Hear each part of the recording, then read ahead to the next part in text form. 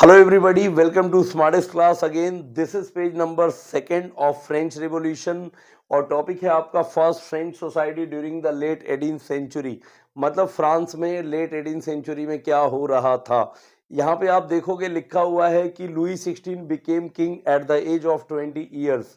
जो लुई 16 है वो राजा फ्रांस का बनता है 20 साल की उम्र में। ऑस्ट्रिया की प्रिंसेस है मैरी एंटोनी जिससे उसकी शादी होती है और उस समय उसका खजाना बिल्कुल ही खाली होता है। लुई 16 चाहता था कि अमेरिका को पैसे दे दो जिससे अमेरिका ब्रिटेन से आज़ाद हो जाए और ब्रिटेन के हाथों में से एक इम्पॉर्टेंट कॉलोनी निकल जाए। 1 बिलियन लिब्रे देता है। लिब्रे LIVRE जो उस समय की करेंसी होती है। और जब वो 1 बिलियन लिब्रे हेल्प करता है तो उसका जो कर्ज जो डेप्ट होता है वो फाइनली बढ़ के 2 बिलियन लिब्रे हो जाता है।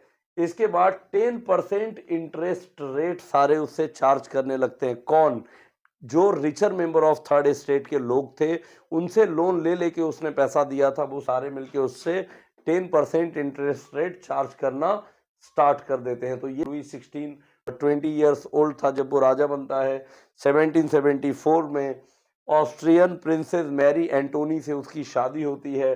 2 बिलियन लिब्रे का कर्ज हो चुका होता है बेचारे पर और 10% इंटरेस्ट सभी लोग उससे चार्ज करना स्टार्ट कर देते हैं।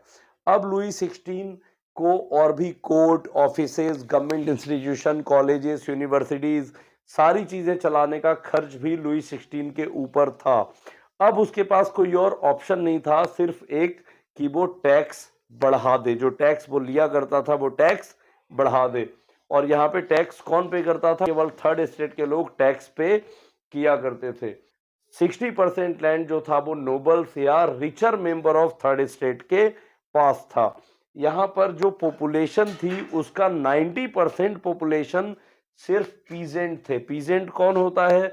जो दूसरे के खेत पे खेती करता है, बटाईदार जिसको कहा जाता है। A person who cultivate someone others land that is peasant. And farmer वो होता है who owns his own land, जो खुद के खेत जिसके पास होते हैं। उस समय सिचुएशन क्या थी, फ्रेंच सोसाइटी कैसी थी? फर्स्ट स्टेट में होते थे क्लर्जी, CLERGY क्लर्जी, और सेकंड स्टेट में होते थे नोबिलिटी। ठीक है, तो नोबिलिटी जो होती थी वो क्या होती थी? रिलेटिव्स ऑफ किंग, राजा के relative nobility. First state clergy, clergy का मतलब क्या हुआ? क्लर्जी में जो चर्च ऑफिशियल्स थे, चर्च में जो वर्क करते हैं लोग, प्राइस्ट, बिशोप, ये सारे लोग क्लर्जी थे।